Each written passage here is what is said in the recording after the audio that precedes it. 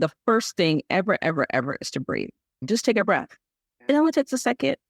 It's $3.99. You don't require anything. You don't need our app to breathe. You don't need Oprah to breathe. You don't need any of those things to just stop and take a breath. Welcome to the Women's Digital Health Podcast, a podcast dedicated to learning more about new digital technologies in women's health. We discuss convenient and accessible solutions that support women with common health conditions. Join us as we explore innovations like mobile health applications, sensors, telehealth, and artificial intelligence, plus more. Learn from a board-certified anesthesiologist the best tips to fill in some of your health experience gaps throughout life's journey.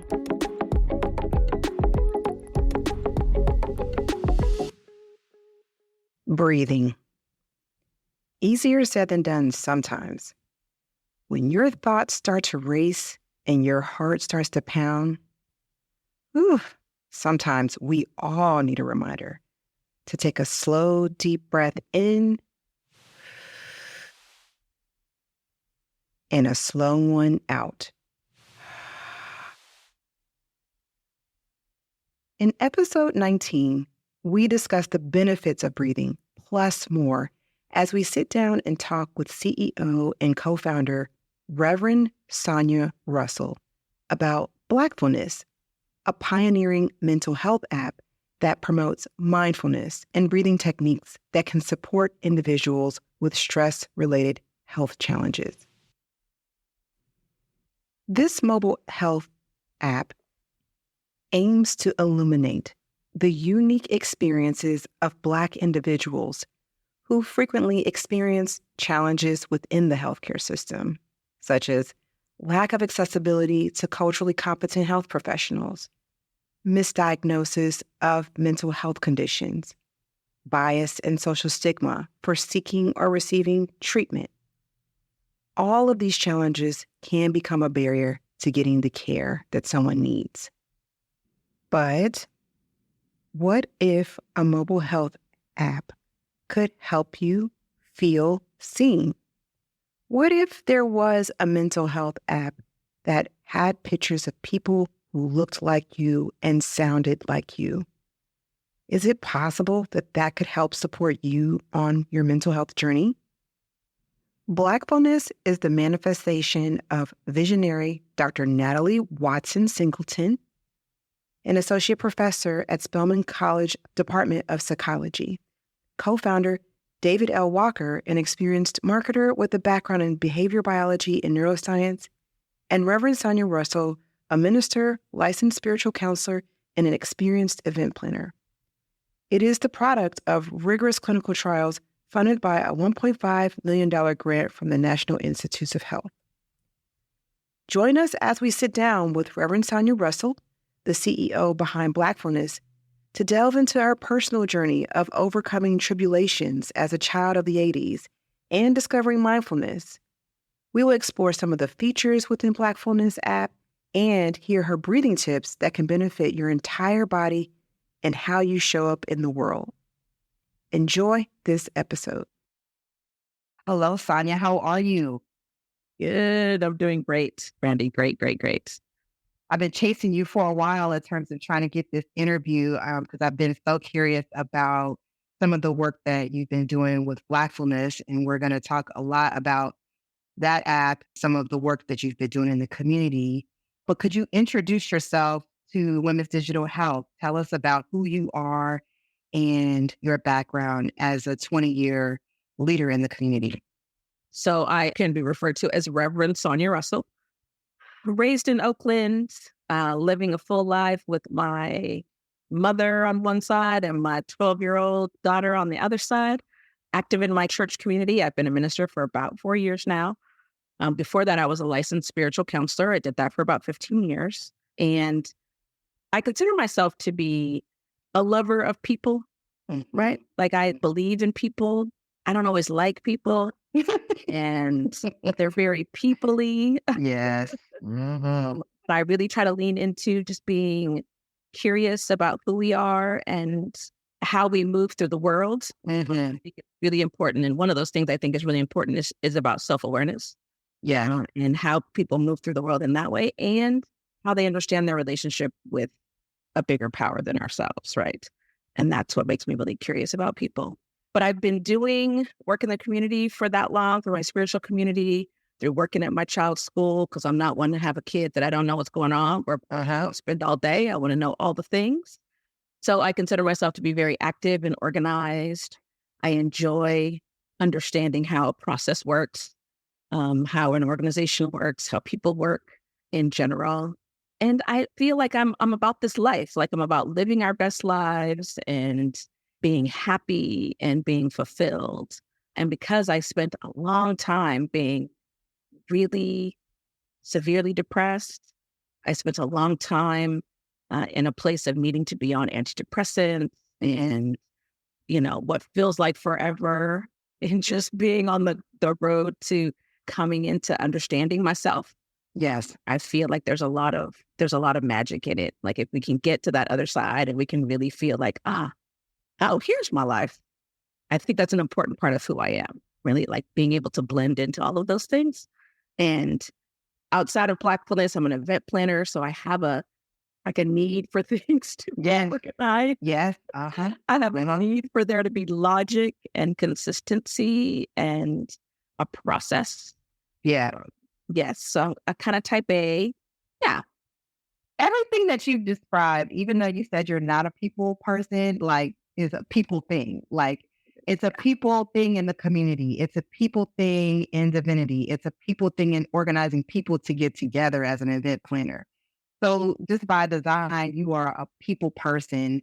And also you have this very unique aspect in terms of your ability to introspect and reflect on your own role as a person in the peopleness, of the world. And so I'm very curious as to how being in the people space, how you were able to walk on this journey of your own need for mental guidance as you were, certainly providing guidance for others. How did you start on that journey? Where were your beginnings with that as a people person, which, usually are seen as outgoing, happy-go-lucky people, but on the other side of this is introspection that I'm always curious about. It's interesting because I don't consider myself an extrovert, although I feel like I've taken tests that say I am. I feel like I'm trying like this middlevert idea, right? I need introspection time. I need quiet time. I need solo time.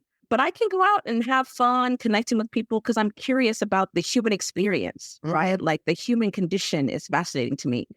I feel like I have a beginning that's not, dissimilar from a lot of Black women, specifically, growing up in the 80s and the time of the crack epidemic. Yeah. It kind of ripped through my family. We dealt with homelessness. We dealt with a lot of financial struggles, dealt with some abuse from people that I was supposed to be able to trust, so all of those things kind of compound. And I think there tends to be kind of this perverse story people want to get about, Black people, they had all this terrible stuff and then they were right. And so I don't often share that piece, right? Because I don't need that. I don't need you to understand that part to understand that I did a lot. I've worked hard, right? Like I've done the work to get to where I am now. And that work came maybe in spite of, maybe because of the history that I've had, right? The life that I've had, the things that I've had to overcome as a result of that. And so there was always something for me that was partially about, how do we figure this out? Like, how do we get to the other side? Right. I have had people ask me, well, what did you do? Like, what made you be able to? I don't know. Yeah. Yeah, exactly. I hear you. Right. Like I can look back and say, oh, well, I had a sense of clarity. I had a sense of, I need to take care of myself because the adults around me are unable to care for me. And so I need to figure out how to be cared for. I deserve to be cared for. So somebody has to do it.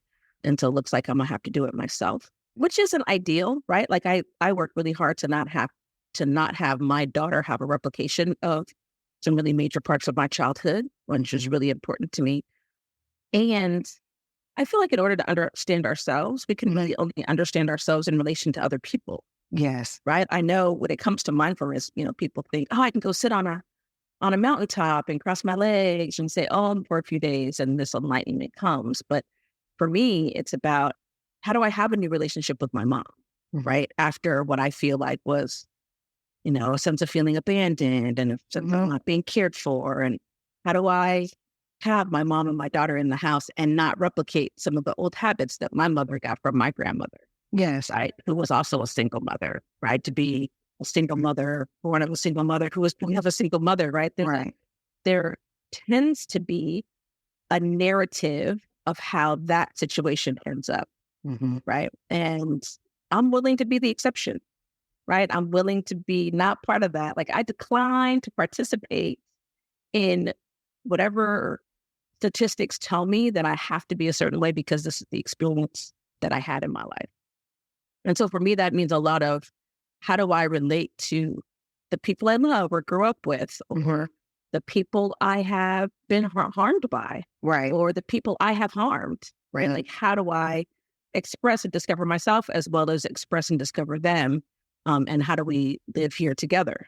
Because I'm not trying to go live on an island. We're trying to be in community with people. There is time that has to be spent in figuring out how to do that. Reverend Sonia, thank you so much for describing that so eloquently.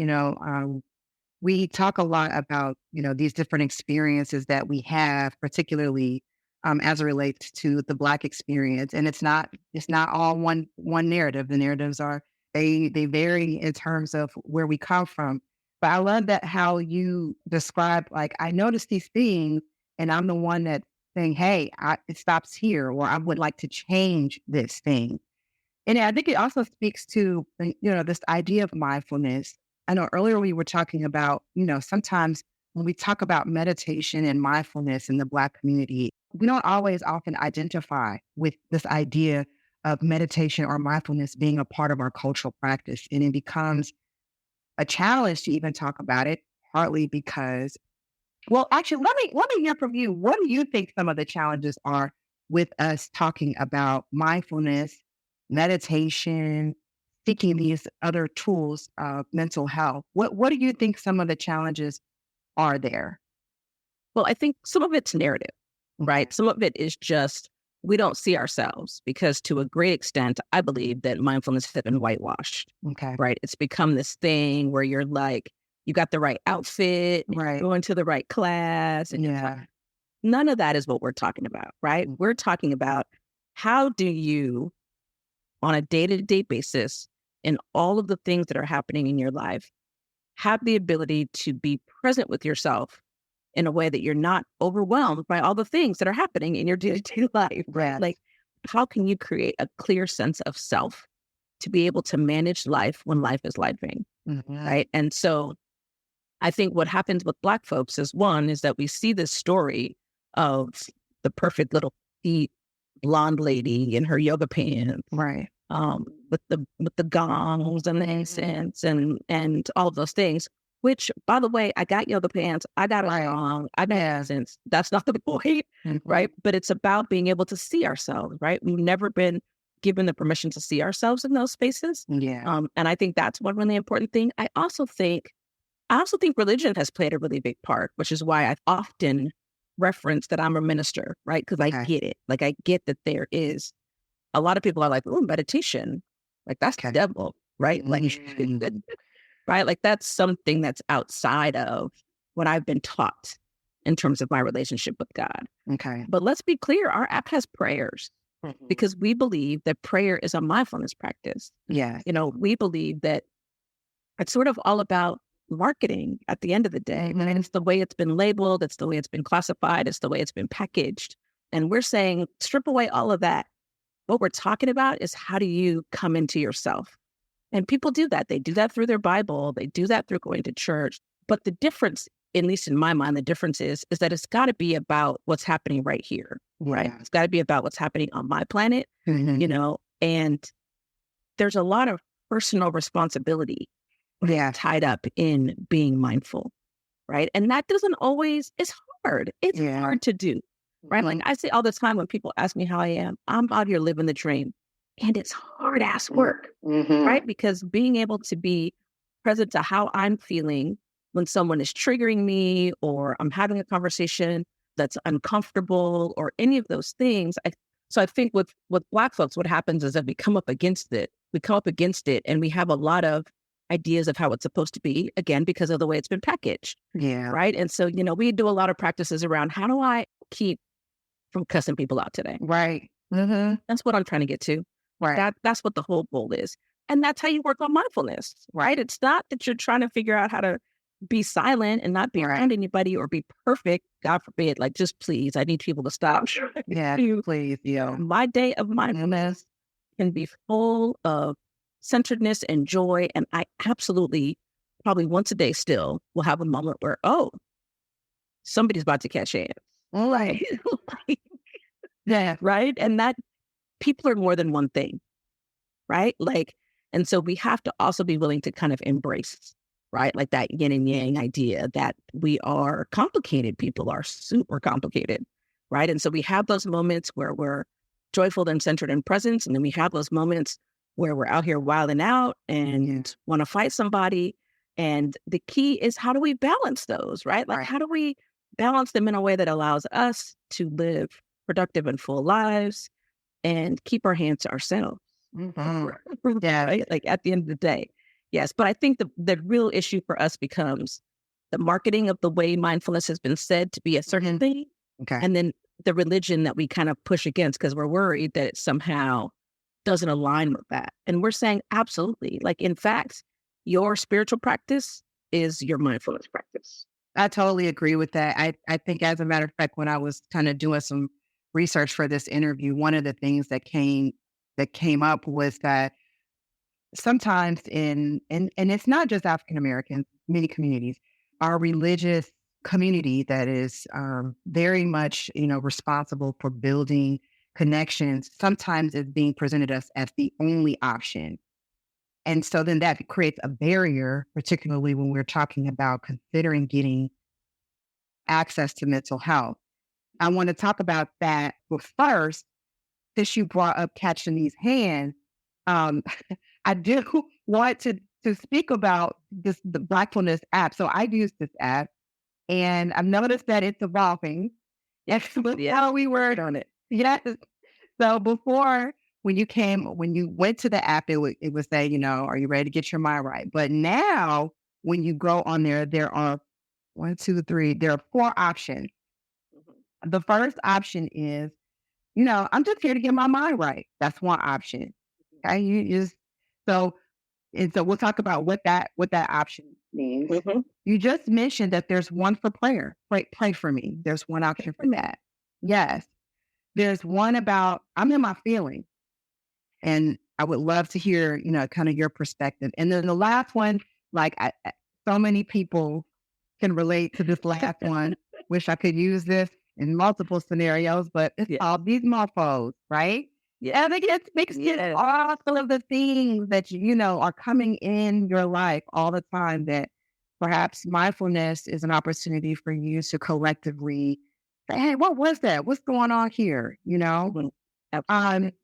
So let's start with, I'm just here to get my mind right. What is that? Right. What is that? What would that mean for someone who's going to go to the Blackfullness app and they're just here to get their mind right? Right. Absolutely. So, it's interesting because most often we talk about mindfulness as a way to heal something that's wrong, right? Like that's an acute awareness of, oh, this is a problem, so let me fix it. But sometimes life is good, right? Like, I'm just here to make sure I stay, I say all the time, you cannot get a 6-pack from one sit-up. Like, you just can't, because I had a 6-pack over and over, right? Like, it's very clear, right? So sometimes you just need to get there and be in the practice. I'm just here to make sure that I'm doing what I'm supposed to be doing, right? I'm just going for my daily walk. I'm reading my daily devotional, right? Like, I'm just having my moment. And that's what that piece is. Like, I'm not in crisis. I don't necessarily need help acutely right now, but I could use a moment to just make sure my mind is right. Okay. And so that's where we lean into there. Okay. And then the next one is, I'm in my feelings. Yeah, because we do. Right? We do. And, what's interesting is for a long time, I had exactly two emotions, happy and pissed. Oh, no. Those were the two emotions I had the most understanding of.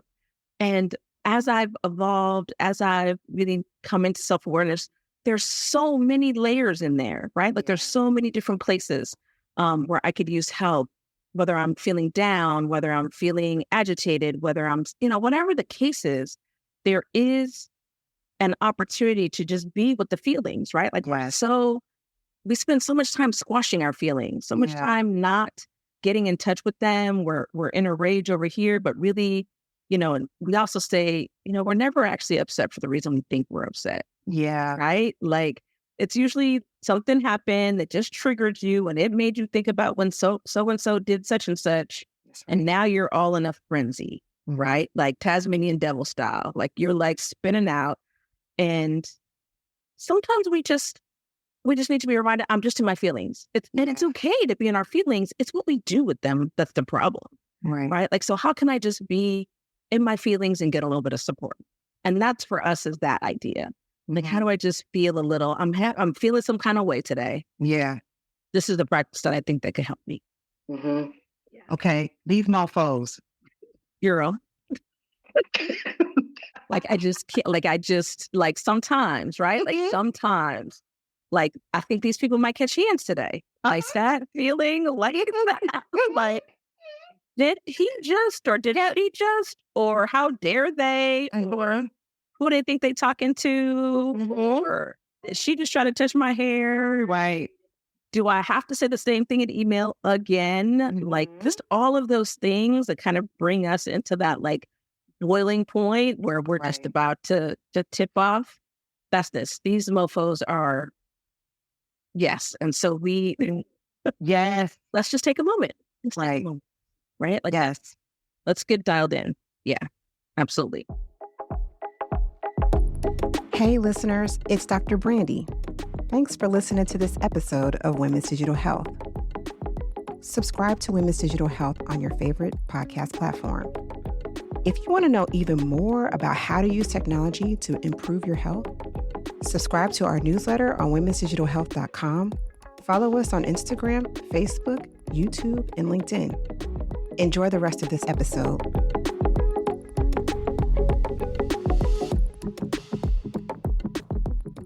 So even thinking about these mofos, I looked at my heart rate and it just went up. Like, I mean, right? And so a lot of times what we don't connect is the fact that our emotions, our, frustrations affect the rest of our bodies. It affects our health, our heart health, our everything. And we're not mindful that these things are happening on a regular, continuous, repetitive basis.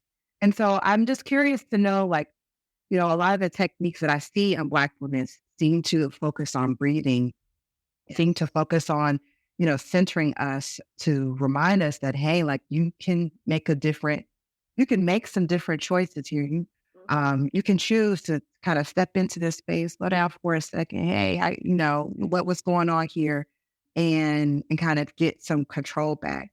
Well, could you walk me through someone who has never tried mindfulness, has never tried an app before, who's not comfortable using something like this? Could you walk me through what things you would recommend them to start with if they were to try to consider using the Blackfullness app for the first time?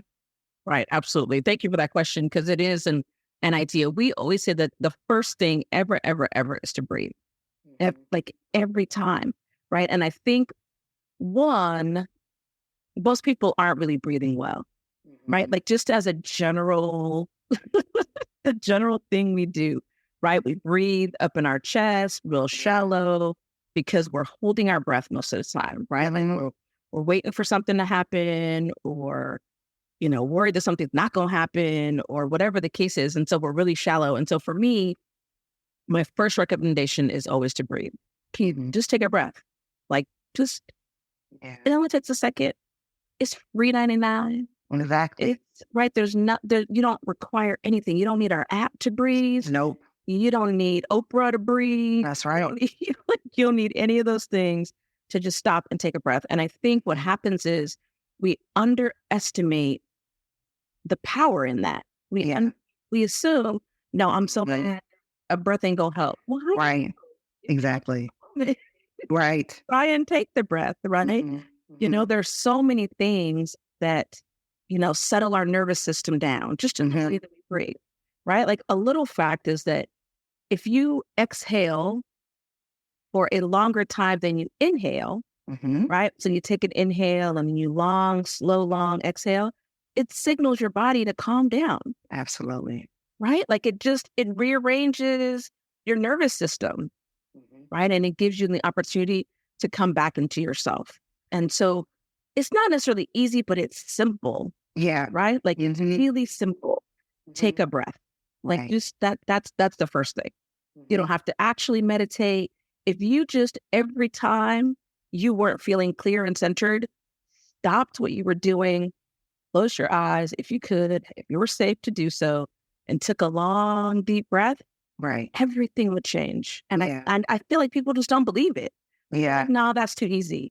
Yeah. Yeah, it really actually is, because the breath is connected to so many things in our body, right? And the oxygenation of our blood, our heart rate, our blood pressure, even how we digest food, right? All of it is connected to us making sure that we have a clear sense of our breath. And that's always you don't know how to meditate, that's all right. You know how to breathe, right? Like, let's breathe together. And that's the first, when we're doing sessions, when we're working with people, the first thing we do is stop and take some deep breaths. My co-founder and I, the first thing we do in a meeting is stop, we take a few deep breaths, and then we pray before we start any meeting, before we start our work day, before we do any of those things. And it don't take us more than 5 minutes to do that, right? And so I think part of it is believe the hype, right? Like, like it really is simply about the breath. And that's the best place for folks to start. Well, and I think the point you brought up earlier about representation, I think I'm just wondering if maybe that part of it is that it has not been packaged for us. So people have heard about breathing before, but maybe they are just feeling like it's not for me, right? And so that's what I love about Blackfullness, because it's really addressing, the stigma around getting this access to care in a way that looks like them, that helps people find something more relatable than maybe what was packaged previously as a breath, and it being just as simple.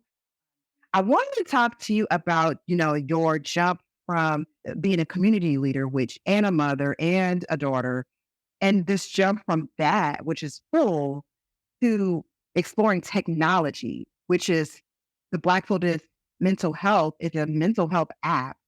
Now you're adding another hat. So walk me through kind of why did you use technology as the approach rather than other ways that you could get access to mindfulness for the community? Yeah. I'm actually kind of a gadget girl. Like, I've been doing events since the 1900s. Oh, me too. So I've been I've been in there. I've been in the game for a minute. And I kind of pride myself on productive use of technology. Okay. Right? Because it can absolutely go awry. And not to say I won't spend too much time maybe scrolling on Insta or a game that the words with friends don't need no more of my attention. But there is something to be said about having immediate access, right? And so when the app was developed, it was developed with a grant from the National Institutes of Health, which is the largest funder of medical research in the world. In fact, the content was developed at Spelman with a clinical psychologist named Dr. Natalie Watson Singleton.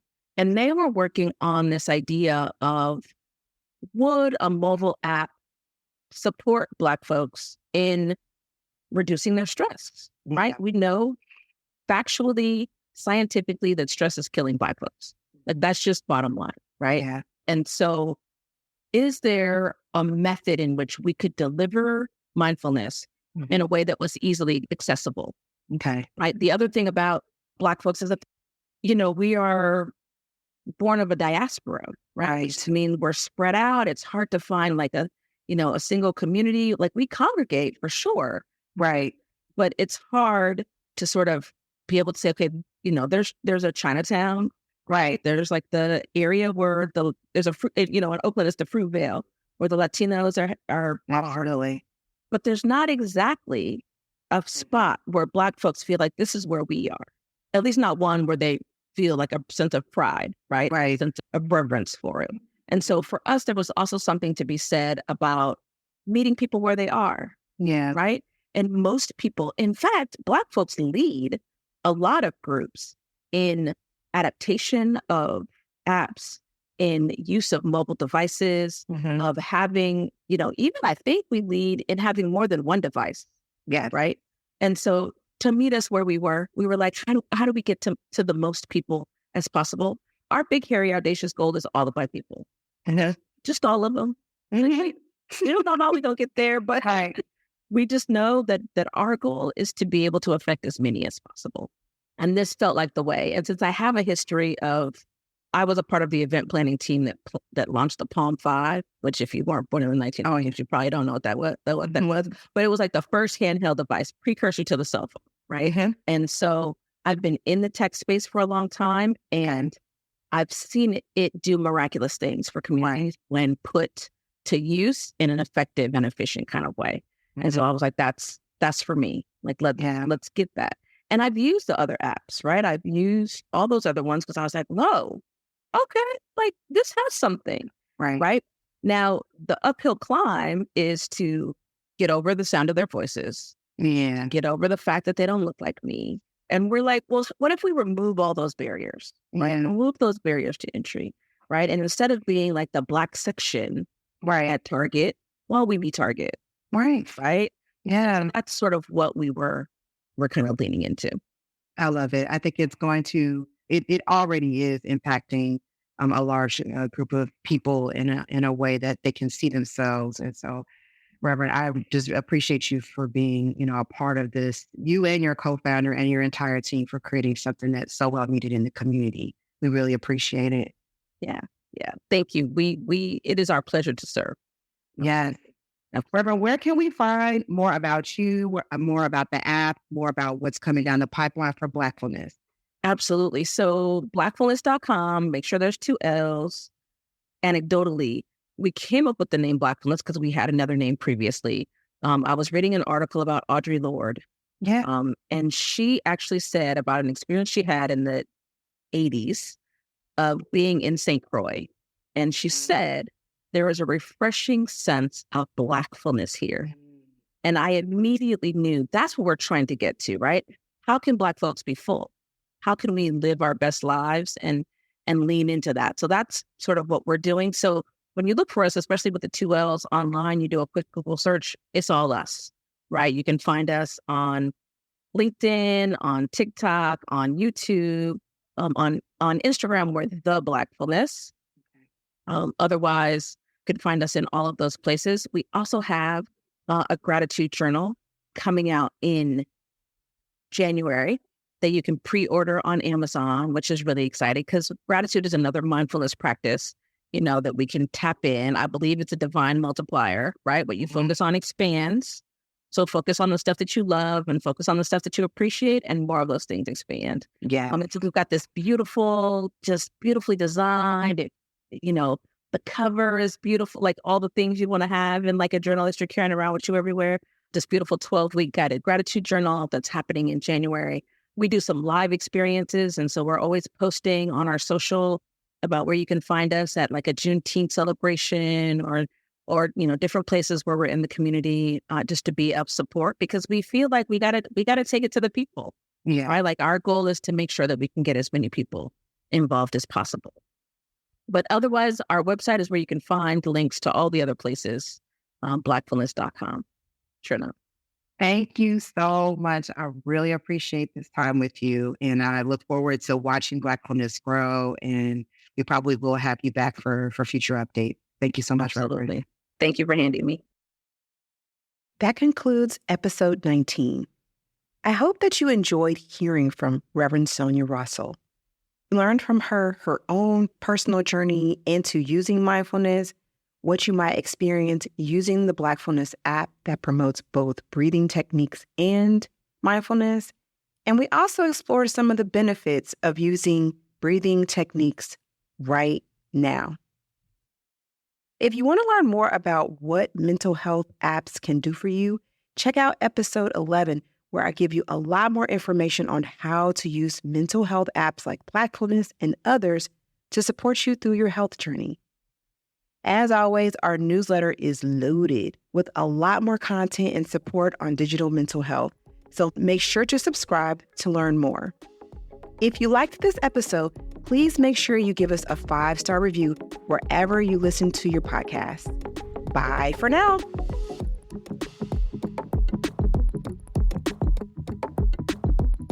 Although I'm a board-certified physician, I am not your physician. All content and information on this podcast is for informational and educational purposes only. It does not constitute medical advice, and it does not establish a doctor-patient relationship by listening to this podcast. Never disregard professional medical advice or delay in seeking it because of something you heard on this podcast. The personal views of our podcast guests on women's digital health are their own and do not replace medical professional advice.